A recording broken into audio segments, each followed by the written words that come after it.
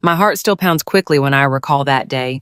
And Eleanor Hayes, a 70-year-old woman, overheard my daughter plotting with her friend about how they'd use me as a full-time sitter for 12 kids during her entire wedding. The old lady will be too busy chasing the children to stick her nose in where it doesn't belong, she said. Stay with this story until the very last moment. The ending will astonish you. They both laughed. In that moment, I decided I wouldn't be the matron of honor, nor would I provide the wedding feast. When the big day arrived, my cell phone was ringing nonstop while I savored a glass of champagne at a luxury spa. Where are you, Mom? Guests are arriving, and there's no food, my daughter was shouting, desperate, on the phone.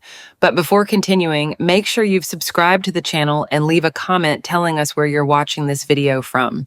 We love knowing how far our stories travel. I had always been known as Ellie, the Savior. A widow for 15 years, I dedicated my life to my two children, Anna Madison and Robert. When Madison, my younger daughter, announced she was marrying Ethan, I was overjoyed. She was the apple of my eye, and I always wished her a happy, prosperous life. My son Robert was more reserved, but very close to me. If you're watching this video, please like, subscribe to the channel, and tell me in the comments where you're watching my story of revenge from. I want to know how far it has reached. To my surprise, Madison had been the perfect daughter over the past few years, always calling me mommy, bringing me little gifts, praising my cooking. You cook so well. Robert and I were lucky to grow up eating like this, she'd tell me with that smile that lit up the room.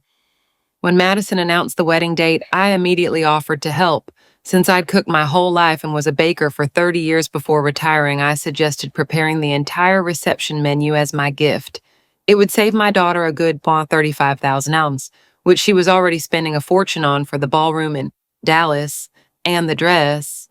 Mom, are you sure? That's too much work, Madison said, sounding concerned. Sweetie, it will be my gift. I'll do it with all the love in the world, I replied, already planning every detail. For 3 months, I tested recipes, made budgets, and organized a team of helpers. I spent a good portion of my savings buying special ingredients. I barely slept, thinking about the canapes, the desserts, the cake. Meanwhile, Madison would often show up at the house with Robert, feigning interest in helping. Mom, can I learn to make that pate you make? It's divine, she'd say, taking notes on every step as if it were a priceless treasure. The Tuesday before the Saturday wedding, I was in the kitchen finalizing the grocery list when I heard voices coming from the patio. Robert and Madison had come over for lunch, and she was on the phone while my son took a call from work. At first, I paid no attention. I was focused on calculating how many pounds of shrimp I'd need to feed 180 guests, but then I heard my name, followed by laughter. Silently, I approached the window that overlooked the patio. Yes, Joan, everything is under control for the wedding, Madison was telling her friend on the phone. Mom will be busy with the kids the whole time. I convinced Robert it would be perfect for her to look after all the guests' children during the party. I froze, my pen suspended over the paper. There are 12 kids in total, she continued, ranging from babies to those unbearable 10-year-olds who run all over the place. But the old lady has experience, right? It will keep her well away from us throughout the reception. The person on the other end said something I couldn't hear, but it made Madison burst out laughing. Exactly. The best part is she won't even get to eat her own feast she spent months preparing. She'll be too busy changing diapers and chasing after the little demons. My heart hammered. My hands started shaking. And the best part, Joan, Madison lowered her voice slightly, but I could still hear every word, is that it was so easy. We didn't even have to ask her directly. Robert just mentioned there would be some children at the party, and she immediately offered to help with whatever was needed. So we accepted instantly, right? Free professional babysitter all night. I truly wonder if you were in my place. What would you do? Would you choose to be quiet, to maintain peace, or would you dare to face everything to reclaim your voice?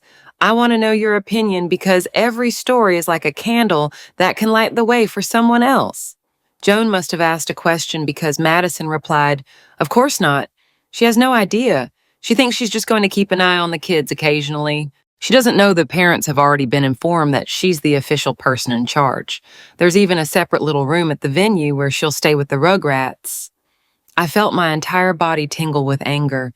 There I was, spending my savings and my time to make the best possible reception menu, while they were planning to use me as an employee without even having the decency to ask. And the even better thing, Madison's voice dropped even lower, is that this way she won't be butting into conversations, telling those boring stories about when the kids were little. Nobody can stand hearing about how studious Madison was or how Robert was a mess anymore. Just then, I heard Robert's footsteps approaching. Yon, I have to hang up. Robert's coming. See you Saturday. Who were you talking to, my love? Robert asked. To Joan. I was telling her mom is going to help us with the kids at the wedding. It's so good to have a helpful mom, isn't it? My mom is an angel, Robert replied proudly, always ready to help the family. I don't know how she handles so much at her age. Yes, super convenient, Madison responded, and I could hear the sarcasm my son seemed to miss. I moved away from the window, feeling a mix of rage and humiliation I'd never experienced. 70 years of life dedicated to family, and this was how they saw me, as a convenient servant. I went to my bedroom and sat on the edge of the bed, my legs trembling. I looked at the photos on the nightstand, my small children, my late husband, the four of us together at the beach. So many memories, so much love invested. For what? To be treated like an object, a tool? The pain gave way to a determination I hadn't felt in years. They wanted to use me. They thought they could decide my role without even consulting me. Fine, I could change my plans too. I couldn't sleep that night. I planned every detail of my scheme while staring at the ceiling. By morning, I knew exactly what to do. I called my 45-year-old friend, Sophia. Soph, I need your help, I said as soon as she answered. What's wrong, Ellie? Your voice sounds strange. I told her everything I'd heard, every word that came out of my daughter's mouth. When I finished, Sophia let out a swear word I'd never heard from her. That wretch, how dare she talk about her own mother like that, after everything you're doing for them? She did, and Robert, my own son, is in on it. What are you going to do, confront them? No, Ed, I replied, feeling a strange calm. I'm going to give them exactly what they deserve, and I need your help. My plan was simple but needed perfect execution. In the following days, I acted as if nothing had happened. When Madison called to ask about the preparations, I answered normally. Yes, dear, everything's under control. The menu is going to be wonderful. When Robert asked if he could also bring some toys to entertain the children, I smiled sweetly. Of course, son, I'll do whatever it takes to make your sister's day perfect. Inside, my heart beat with a mixture of sadness and determination. I was starting to realize that my own family didn't see me as a person with desires and boundaries. I was just Grandma, who would always be available no matter what. On Thursday, I put my plan into action. First, I called all the suppliers I had ordered ingredients from for the reception. Good morning, this is Eleanor Hayes. I need to cancel my order for Saturday, but ma'am, that's very last minute. I know, and I apologize. I'll pay the cancellation fee. One by one, I canceled all the orders. Some suppliers charged me cancellation fees that totaled almost 5,000 nans, but I didn't care. It was a small price to pay for my dignity. Tell me whether you have parents, grandparents, or older family members who deserve more respect than they currently receive from their families. Alternatively, tell me if you yourself are going through a situation in which you're not appreciated as much as you truly deserve. Then I called my hairdresser, with whom I had an appointment for a hairstyling session on Saturday morning. Paul said, I'm going to have to cancel our appointment for Saturday. But Ellie, isn't it your daughter's wedding? Yes, but there's been a change of plans. I understand. Do you want to reschedule for another day? No, for now. I'll let you know when I need it. That afternoon, Sophia stopped by to help me with the second part of the plan. Are you sure about this, Ellie? Won't you regret it later? I've never been so sure in my life, Soph. If I don't stand up for myself now at 70 years old, when will I? Sophia smiled and opened her purse. She took out a piece of paper with the address of a spa 2 hours out of the city near Austin. I've booked for the two of us a luxury double suite including massages, facial treatments, hydro massage, and a 5-star dinner. How much did all that cost? I asked, worried. Exactly the same amount you were going to spend on their reception, she replied with a mischievous smile. I thought it was only fair you invest in yourself for the first time in years. That night, I packed a small suitcase. I put in clothes for 2 days, my medication, my favorite book, and some personal items. I wrote a letter and left it on the kitchen table where I knew they would find it.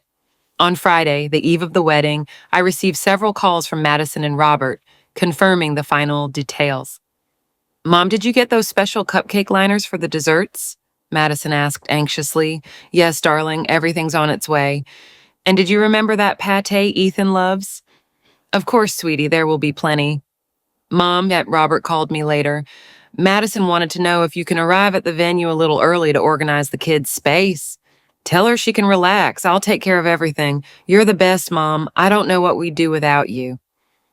With every lie I told, I felt a mix of guilt and liberation. It wasn't my habit to deceive my children, but what they were doing to me wasn't fair either. Saturday dawned with a perfect blue sky. I woke up at 5 in the morning, much earlier than usual. I took a long bath, styled my hair, and put on my prettiest dress, not the one I had set aside for the wedding, but a turquoise blue one I had bought years ago and never worn, saving it for a special occasion. At 7 o'clock sharp, Sophia pulled up to my front door. She stepped out of the car with a wide grin and 2 cups of coffee in her hand.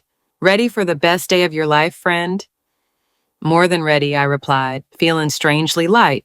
Before leaving, I took one last look at the letter I'd left on the table. Dear children, when you read this letter, I will be on my way to a well-deserved rest. For months, I prepared everything to make Madison's wedding a perfect event. But upon discovering that my real role in the party would be to babysit 12 children throughout the entire celebration without anyone even having the courtesy to ask if I wanted that role, I decided I will not participate.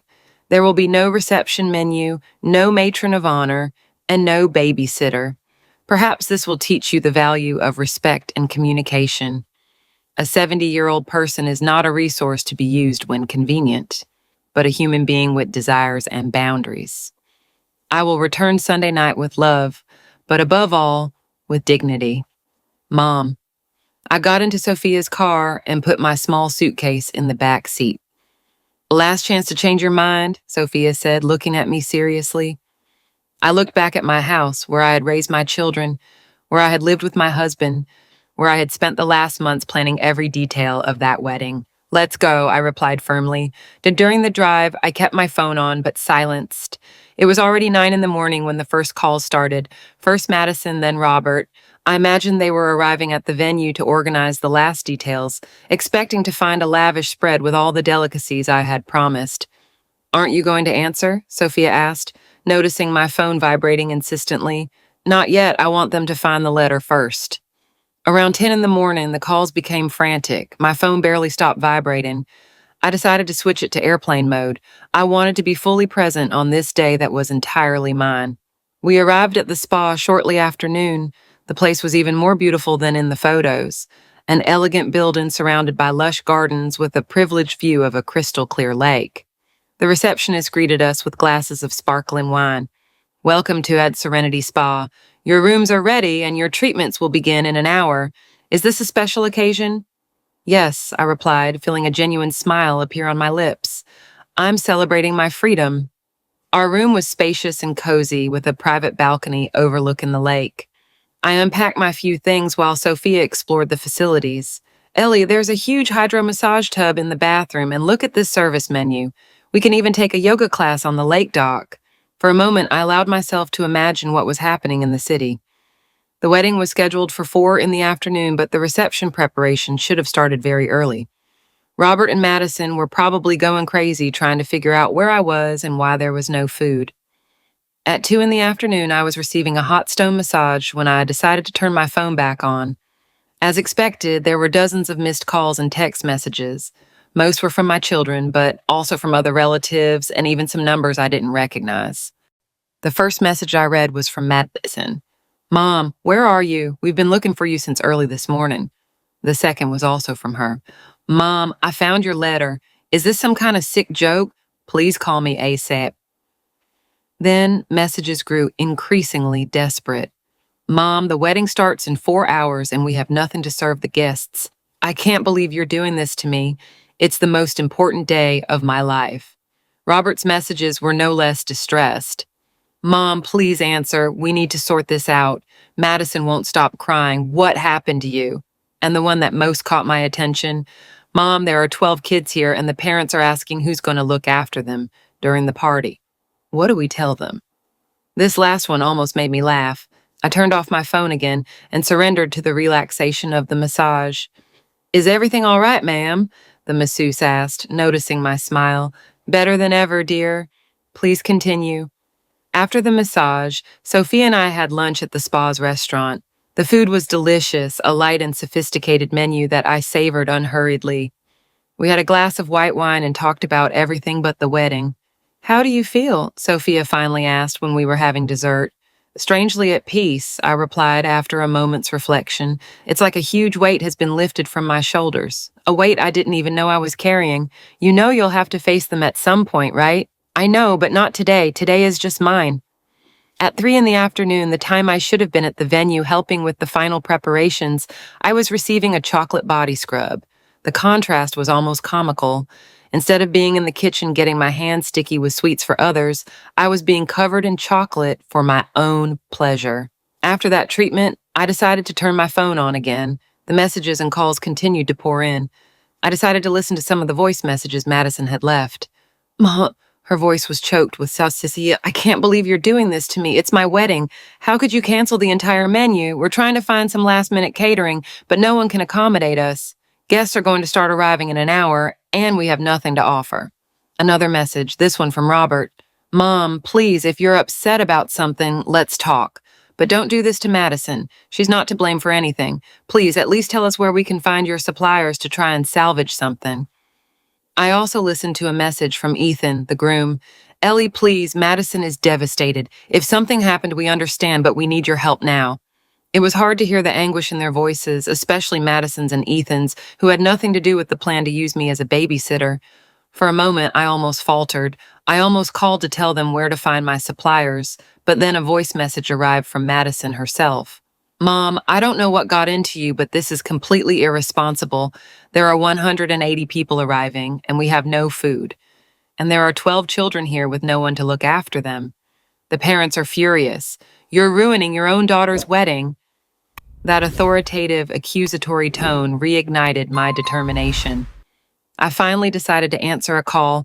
I chose to call Robert. He answered on the first ring. Mom, thank goodness, where are you? Hello, son. I'm at a wonderful spa with Sophia. I just had a divine chocolate scrub. The silence on the other end of the line lasted a few seconds. You're at a spa today on Madison's wedding day? Yes, dear. Didn't you read my letter? I explained everything there. Mom, we read the letter, but we thought it was some kind of sick joke. You can't be serious. I've never been more serious in my life, Robert. I discovered you were planning to use me as a babysitter for 12 children throughout the entire party without even asking if I wanted that role. I thought it best not to attend. Mom, but how? Who told you that? I overheard your sister talking on the phone with that Joan. I heard every word about how convenient it was to have the old lady occupied so she wouldn't stick her nose in where it didn't belong. Another silence, this one even longer. You overheard Madison saying that? I did, son. On Tuesday when you two were in my backyard, you were on the phone with someone from work, and your sister took the opportunity to reveal her true opinion of me to her friend. Mom, there must have been a misunderstanding. Madison would never say something like that. Robert, I'm 70 years old, not 7. I know very well what I heard. And now, if you'll excuse me, I have a hot stone session waiting for me. Wait, Mom, what about the reception menu? What are we going to do? Guests are already starting to arrive. I don't know, son. Maybe your sister can think of something. After all, she seems to be very good at making plans behind people's backs. Mom, please, Madison is your daughter. You're right. Madison is my daughter. Tell her I'm very sorry, but I can't attend. I suggest you order pizza for the guests. And as for the children, why doesn't she take care of them herself? I'm sure she'll be excellent. Mom, you can't do this. It's your daughter's wedding. I can, and I am doing it, Robert. Sometimes we need to set boundaries, even when it hurts. Tell Madison I love her very much, and I'll make it up to her later, but today I'm choosing myself. I hung up before he could reply, My heart ached for Madison, but I knew if I backed out down now, nothing would change in the future. They would continue to see me as the person available to solve everything without ever considering my feelings or desires. I put the phone on silent again and returned to the spa treatments. The hot stone massage relaxed muscles I didn't even know were tense. The facial left my skin glowing as it hadn't been in years. Around 6 in the evening, when the wedding should have been starting, Sophia and I were by the lake, sitting in comfortable chairs, sipping tea and watching the sunset. "You know this is going to have consequences, right?" Sophia commented softly. "I know, but perhaps they are the necessary consequences for all of us to build a healthier relationship." "Do you think Robert will believe you about what Madison said?" I sighed, looking at the horizon where the sun was beginning to set, coloring the sky in shades of orange. And I don't know, probably not. Men in love are often blind, but that doesn't matter so much. The important thing is that I respected myself for the first time in a long time. That night, we dined at the spa's refined restaurant. We ate dishes I would never have time to prepare for myself, always busy cooking for others. The chef personally came to our table to introduce himself, and when he learned I also cooked, we had a long conversation about culinary techniques. "You should teach classes, Ellie," he suggested. "You have valuable knowledge that many would pay to learn." That suggestion planted a seed in my mind. Why not? Why not use my knowledge in a way that valued me instead of always being at the service of others? Back in the room, I decided to check my phone one last time before going to sleep. There were over 50 missed calls and countless messages. Many were from relatives who were already at the wedding and didn't understand what was happening. Some in particular caught my attention, from my cousin, Teresa. "Ellie, what happened? We're all here and there are only a few packaged snacks and sodas. Madison is crying in the bathroom. Call me, Fan," from my nephew. Charles. "Aunt Ellie, is it true you skipped the wedding? Were they going to make you babysit? Madison is saying it's all a misunderstanding." And a message from an unknown number that surprised me. "Ellie, this is Laura, Pedro's mom, one of the children who would have been under your care today. I just wanted to tell you, I think what they did to you is absurd. Several moms here are outraged because no one told us there wouldn't be supervision for the children. 3 families have already left. You did what any person with dignity would do." That message gave me a strange sense of validation. I wasn't crazy or selfish. Other people, upon learning what happened, understood and supported my decision. I slept soundly that night, better than I'd slept in months. When I woke up on Sunday, the sun was already streaming through the curtain gaps. I looked at the clock, 8:30 in the morning. I didn't remember the last time I'd slept so late. Sophia was still asleep in the next bed. I got up quietly, put on a soft spa robe, and went to the balcony. The view of the lake in the morning was breathtaking. A gentle mist floated over the water, creating an almost magical atmosphere. I ordered a light breakfast from room service and stayed there alone with my thoughts. For the first time in a long time, I wasn't worried about what I needed to do for others. I wasn't thinking about what lunch to prepare for when Robert came to visit, or what cake to make for someone's birthday, or how to help Madison with her honeymoon preparations. I was thinking only about myself, about Eleanor Hayes, the 70-year-old woman who had raised 2 children alone after being widowed, who had worked as a baker to supplement her pension, who had survived cancer 5 years earlier without telling anyone not to worry the family. When Sophia woke up, we had coffee together on the balcony. "And now, what are you going to do when we go back?" she asked, biting into a piece of toast. "I don't know for sure yet, but I know things are going to change. They need to change." We decided to extend our stay for a few more hours. We booked a yoga class by the lake, and then an Ofuro tub bath with aromatic salts. I only turned my phone on again when we were ready to leave, around noon. As expected, there were more messages, but the tone had changed. From Robert, "Mom, we need to talk when you get back. Please let me know when you're home." From Madison, "Mom, I'm very hurt by what happened, but Ethan told me what he heard about the plan to use you as a babysitter. Is that true? Please call me when you can." And surprisingly, a message from Ethan, Madison's now husband. "Ellie, I understand now why you did what you did. Robert and Madison confessed everything after we ran into some furious parents who had been informed someone would be watching the kids. Madison is hurting, but she also understands. We'll talk when you get back." That surprised me. I hadn't expected Ethan, always so peaceful and discreet, to take such a clear stance. During the drive back, Sophia and I talked about what had happened and what might happen going forward. Are you prepared to face them? Sophia asked as she drove along the winding road. I think so. For the first time, I feel like I'm in control of the situation. I'm no longer just an Elita who solves everything, but a person with rights and boundaries. We arrived at my house around 5 in the afternoon. Sophia helped me unload my small suitcase and gave me a tight hug before leaving. Anything at all, call me. I'll be here in 10 minutes. Thanks, Soph, for everything. I entered the house and was greeted by the familiar silence. I put my suitcase in the bedroom and made a cup of tea. I hadn't called anyone yet to let them know I was home. I needed that time for myself to prepare for what was coming next. At 7 in the evening, the doorbell rang. I took a deep breath before opening it. It was Madison alone. Her eyes were red and swollen, a sign that she had been crying a lot. "Hello, Mom," she said in a low voice. "Hello, sweetie, come in." We sat in the living room in silence for a few moments. Finally, she spoke. "Why didn't you tell me what was going on? Why didn't you tell me what you heard?" "Because I didn't want to involve you in this story. It was between me, your brother, and you." "But it was my wedding, Mom.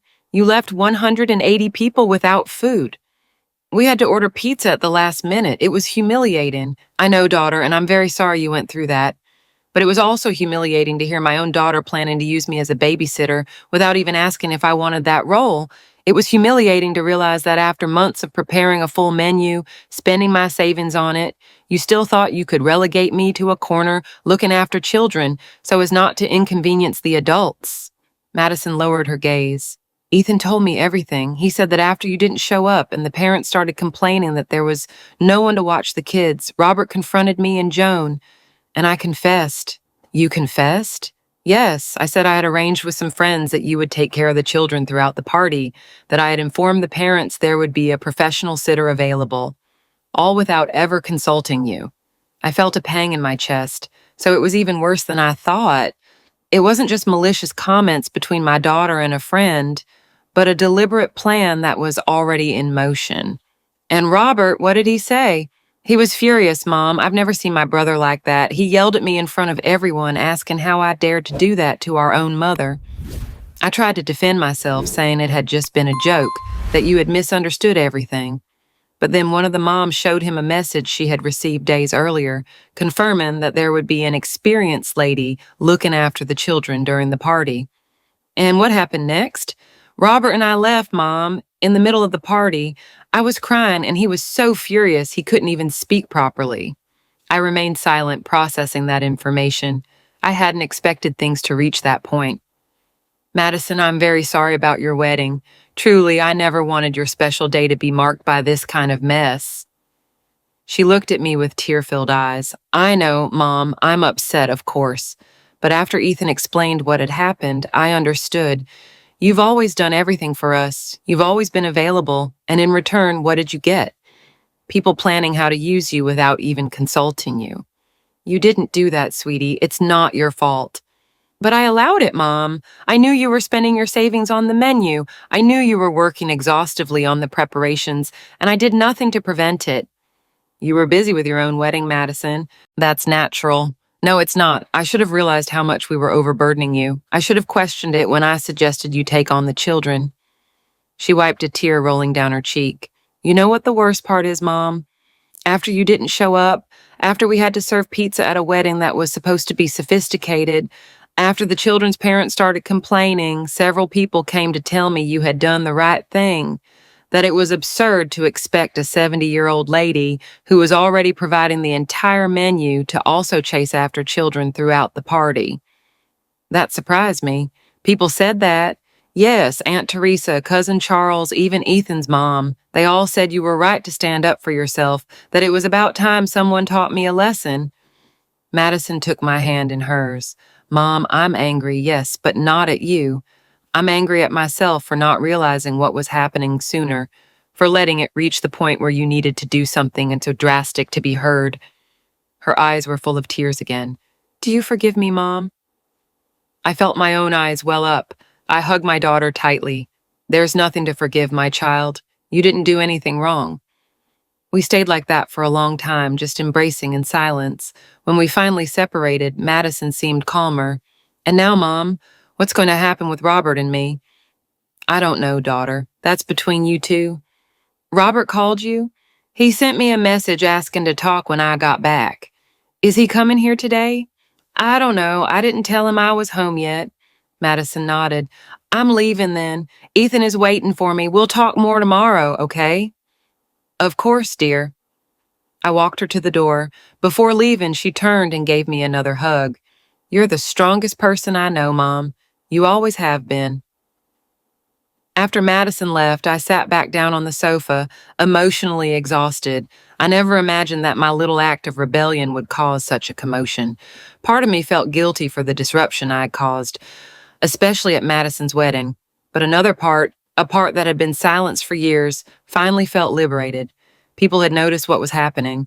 They had recognized that I deserved to be treated with respect and consideration, not as a resource to be used when convenient. Around 9 in the evening, I heard a knock on the door. It was Robert. When I opened it, I saw his eyes were as red as Madison's. Mom, was all he could say before hugging me tightly. We went inside and sat in the living room. Robert looked devastated. Mom, I don't even know where to begin apologizing. Start at the beginning, son, I replied calmly. What exactly happened after I left? Robert took a deep breath, running his hands through his hair in a nervous gesture he'd made since he was a child. When you didn't show up Saturday morning, we started to worry. I called you several times, but you didn't answer. Then Madison found the letter. And what did she say? At first, she feigned surprise. She said it must be a misunderstanding, that you had misunderstood everything. He paused, as if it was painful to continue. Go on, I encouraged him. Then the guests with children started arriving, 3, 4, then 7, and in the end, there were 12 children. And all the parents were asking the same thing. Where was the lady who was going to watch them during the party? Robert lowered his head. That's when I started to suspect something was wrong. I asked one of the moms how she knew someone would be watching the kids. She showed me a message on her phone sent by Madison saying that Robert's mom, an experienced and lovely lady, would stay with the children in a special room throughout the reception. He looked me in the eyes. Mom, I swear I didn't know that. Madison never told me she had made those arrangements. And what did you do when you found out? I confronted her in the middle of the reception. First, she tried to deny it, saying it was just so the kids would have a place to stay, not that she would have to watch them the whole time. But then another furious mom showed up, saying she had been promised there would be a professional babysitter available and that she had only come to the wedding because of that. Robert looked increasingly distressed. That's when Madison finally admitted it. She said she thought it would be easier that way, that you lack kids, and that I myself had mentioned several times that you were always willing to help. And as for the reception menu, what happened? It was a disaster, Mom. We had nothing prepared. Madison and Ethan had to order pizza at the last minute. Some guests left when they found out there would be no dinner. I'm sorry for them. No, Mom, I'm the one who's sorry. It was Madison's fault and mine, not yours. Robert got up, pacing the living room. After you didn't show up, after we found out what Madison had done, several people came to talk to me. What people? Relatives, friends, all saying they had already noticed before how Madison treated you. How she always made sarcastic comments disguised as compliments. How she always tried to belittle you in front of others. And you never noticed? Robert lowered his head, ashamed. No, Mom, or maybe I did notice, but I didn't want to see it. I was so happy my sister was getting married that I turned a blind eye to many things. I understand, son. Love sometimes blinds us. It's not just love, Mom, it's convenience. It was convenient for me to have a sister who seemed to get along with my mother, who always said you could help with this or that. I never stopped to think if that was fair to you. Robert let go of my hands and covered his face as if he couldn't bear to look at me. Forgive me, Mom, for letting things get to this point, for not protecting you as I should have.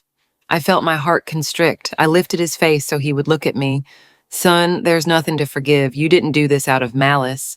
But I allowed it to happen, Mom. And now I don't know if I can stay with Madison after seeing how she truly treats you. Robert, you need to talk calmly. Don't make decisions now. Could you forgive Madison after this? I thought for a moment before answering. I don't know, son. It depends on many things. It depends on whether she truly understands what she did wrong and sincerely apologizes. It depends on whether she is willing to build a relationship of respect with me from now on. And do you think that's possible? There's always a possibility for son. Always. Robert hugged me tightly like when he was a child and needed comfort. What would I do without you, Mom? You'll never need to find out, son. I'll always be here. I just need you to understand that always being here doesn't mean always doing everything you want. I understand now, Mom. I swear I do. After Robert left, I stayed behind reflecting on everything that had happened in the last 2 days. I never imagined my small rebellion would have such dramatic consequences. Part of me felt guilty for the chaos I'd caused, especially at Madison's wedding. But another part, a part that had been silenced for many years, finally felt seen and valued. People had noticed what was happening. They had recognized that I deserved to be treated with respect and consideration, not as a resource to be used when convenient. On Monday, 2 days after the wedding, I received an unexpected call. It was Madison's husband. Ellie, this is Ethan. Are you busy? Can I stop by for a moment? Of course, Ethan, you can come over. Half an hour later, he was at my door with a bouquet of flowers and a box of chocolates. These are for you, a small thank you for everything you did for our wedding, even though things didn't go as planned in the end. Thank you, Ethan, but you didn't have to. I'm very sorry about what happened at your wedding. He smiled, a kind smile that always made me think Madison had made a good choice. Ellie, you have nothing to apologize for. In fact, I came here to tell you that I admire you very much for what you did. You admire me? For having ruined your wedding? You didn't ruin anything. Madison did when she decided to use you as an employee without consulting you. What you did was value and respect yourself, and that's something to be celebrated, not condemned. I was speechless, surprised by his reaction. Besides, Ethan continued, the wedding wasn't ruined. It was different from what we planned. Yes, we had to serve pizza instead of a sophisticated menu. Some people left early. There was that scene with Robert and Madison. But you know what? Madison and I are married, and that was the main goal, wasn't it? I smiled, touched by his maturity. Yes, Ethan, that was the main goal. On Tuesday, 5 days after the wedding, I was tending to some plants in the garden when I heard the sound of a car parking. I looked up and saw Madison getting out of her vehicle, looking nervous. She was wearing sunglasses, but I could still tell she had been crying. I continued with what I was doing, pretending not to have seen her. She walked hesitantly to the gate. Mom, can we talk? Hello, Madison, come in. I washed my hands at the garden faucet and brought her inside. I offered her coffee, which she declined. We sat in the living room in an awkward silence that lasted a few minutes. Does Robert know you're here, eh? I finally asked. No, she replied in a strained voice. He barely speaks to me since Saturday. I understand. More silence. Madison nervously fiddled with her purse.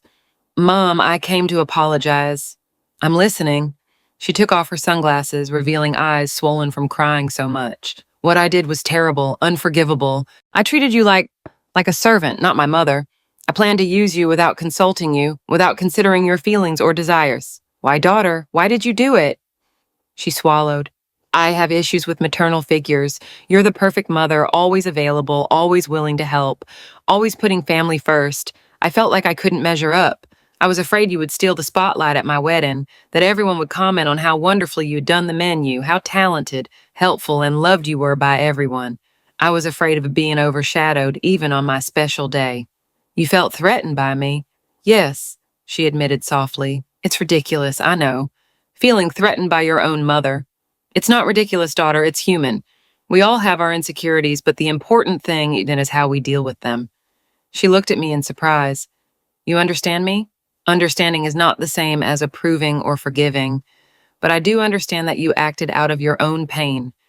That doesn't make what you did any less hurtful to me, but it helps to see that maybe it wasn't personal. Madison began to cry silently.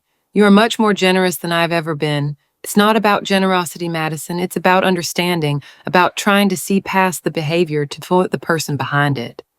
She wiped her tears with the tissue. Mom, I know I don't deserve your forgiveness. I know I messed everything up, but I need you to know that I am genuinely sorry and I want to fix things. And how do you intend to do that? For starters, I'm looking into therapy. I need to understand why I react this way, and I want to establish clear boundaries. No more assuming you'll do things for us. No more planning how to use your time without consulting you. I want to build a real relationship with you based on mutual respect. That's a good start. And if you'll allow me, I'd like to compensate you for the menu that didn't happen. I know you spent a lot of money on the ingredients. It's not necessary, daughter. Yes, it is, Mom. Please, at least let me do that. I looked at her, trying to gauge her sincerity. There was vulnerability in her eyes, something I had never seen before. Madison, can I ask you a direct question? Of course. Do you respect me as a person, or do you see me just as a convenient appendage in your life? Someone who's always available to help. She was silent for a moment, as if genuinely weighing the question.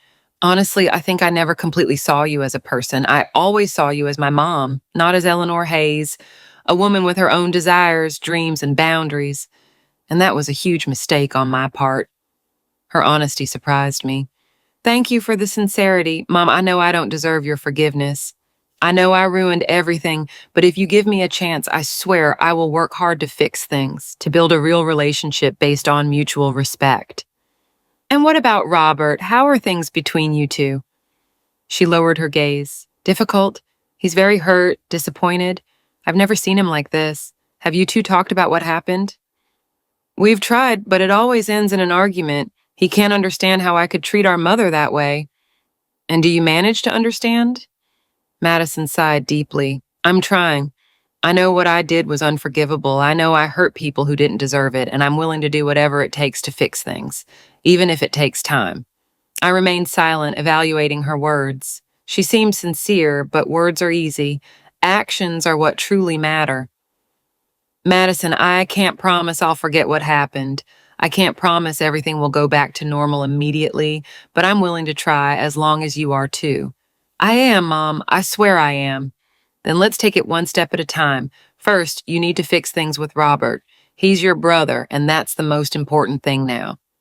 And as for you, what can I do to start mending our relationship? Time, daughter. Give me time and respect. That's all I ask. She nodded, looking a little calmer. Can I ask you one thing, Mom? Of course. How did you find out? How did you know about the plan to assign you the children? I overheard you talking on the phone in my backyard with that Joan. Madison covered her face with her hands. Oh my God, so you heard everything? All those horrible things I said? Every word? I have no excuses. It was all lies, you know. All those malicious things I said. Deep down, I've always admired you. Your strength, your independence, your ability to always be there for the family. I just didn't know how to handle it. Maybe it's time to learn, Madison. She nodded, wiping away the last tears. Yes, it's more than time. When Madison left, I reflected on our conversation. I hadn't expected such honesty from her, nor such willingness to take responsibility for what she had done. Perhaps there was hope for us after all. 2 days later, I received a visit from Robert and Ethan. They had returned from their brief honeymoon, a weekend at a nearby inn, and says the real trip would only be next month.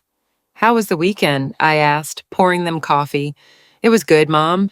Different from what we had planned, of course, but good. And are you two okay? Ethan took Robert's hand and smiled. We're great, Ellie.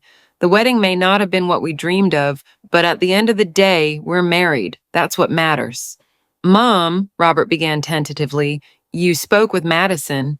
Yes, she came to visit me the day before yesterday. And how did it go? Surprisingly well. She seemed genuinely remorseful. Were you able to forgive her?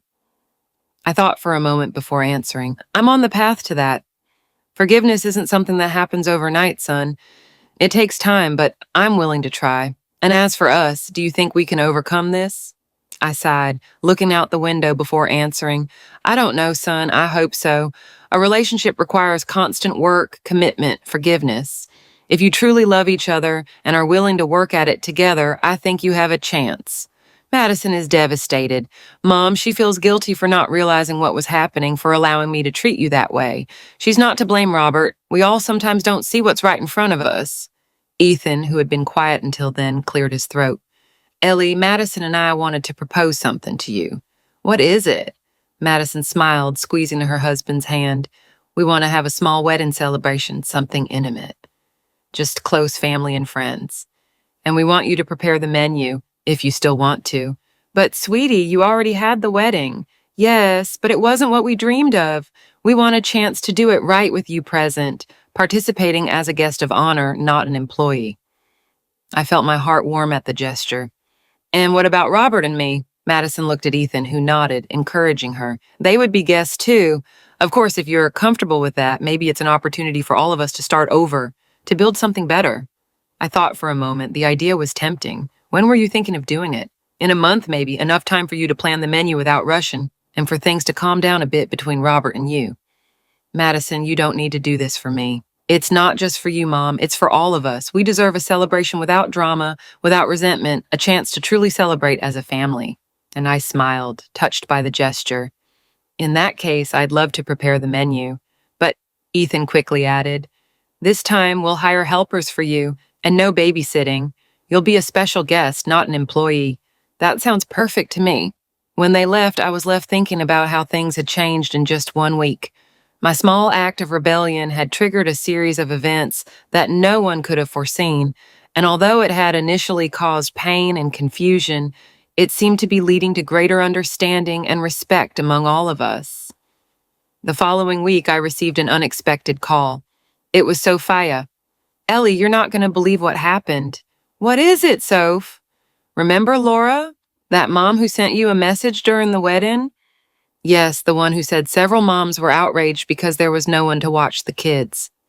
Exactly. Well, she looked me up, got my number from Teresa. She wants to hire you. Hire me for what? To give cooking classes. It seems someone mentioned you were a professional baker and she was interested. She has an event space and wants to offer cooking courses. I was surprised. I had never thought about teaching classes. But, Soph, I don't know if I have the teacher profile. Nonsense, Ellie. You always taught me how to make those wonderful desserts. You're patient. You explain things well. You know the secrets of cooking like no one else. You'd be perfect. The idea started to sound interesting, using my knowledge in a way that valued me instead of always being at the service of others. How much is she offering? A good rate per hour of class plus a percentage of the number of students, and the best part, you decide your hours, your recipes, everything your way. I'll think about it, Soph, I promise. After hanging up, I reflected on that new possibility. For so many years, I had used my culinary talents only to please the family, to be useful. I had never thought about transforming that into something that brought me not only personal satisfaction, but also recognition and, why not, extra income. 3 months after the wedding, I received a call from Madison. Mom, I have some news to share. What is it, daughter? I'm pregnant. The joy I felt was indescribable. My daughter, how wonderful. When did you find out? Yesterday, we took the test and it was positive. Ethan is beaming. We're going to be parents. Mom, I'm so happy for you, dear. When can I come celebrate? Actually, we were thinking of coming to your house tonight. Can we have dinner together? Of course, I'll prepare something special. No, Mom, this time we'll bring dinner. You already do so much for us. Today is our turn to take care of you. Those simple words moved me deeply. It was a small gesture, but it symbolized a great change in the family dynamic. That night, Madison and Ethan arrived with bags of food from a restaurant I loved. They set the table, served the dishes, and wouldn't let me get up even to fetch water. Mom, we have one more thing to tell you, Madison said after dinner. What is it? We decide that when the baby is born, we want you to be as present in their life as you wish, but we will also respect your boundaries, your time, your life.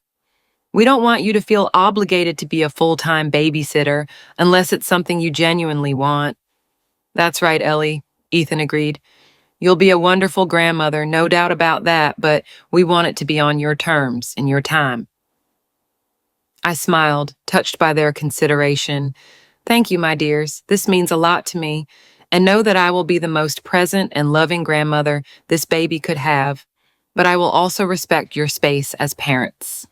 The following week, I started teaching cooking class in Laura's space, now called Ellie's Kitchen School. My courses had become so popular that we had expanded into a larger space, offering different levels and specialties. Today, students, I announced, we are going to learn the secrets of the traditional desserts that have been part of my family for generations. As I taught, I thought about how life had changed in the last year. From a lady who was primarily seen as a useful resource by the family, I had transformed into a respected teacher, a grandmother who set her own terms, a woman who had finally learned to value herself. Madison was already 6 months pregnant, expecting a girl they would name Eliza. Robert and his wife were expecting their first baby, although they didn't know the sex yet. Family relationships had been transformed. They weren't perfect, nothing is, but there was a mutual respect that hadn't existed before. At the end of the class, one of the students came up to me. Ellie, you've inspired me so much. I'm 65, and I always saw myself only as the grandmother who looks after the grandchildren, the mom who solves problems, the wife who serves. But seeing you here sharing your knowledge, being so valued and respected, made me realize it's never too late to rediscover our worth. I smiled, moved by her words.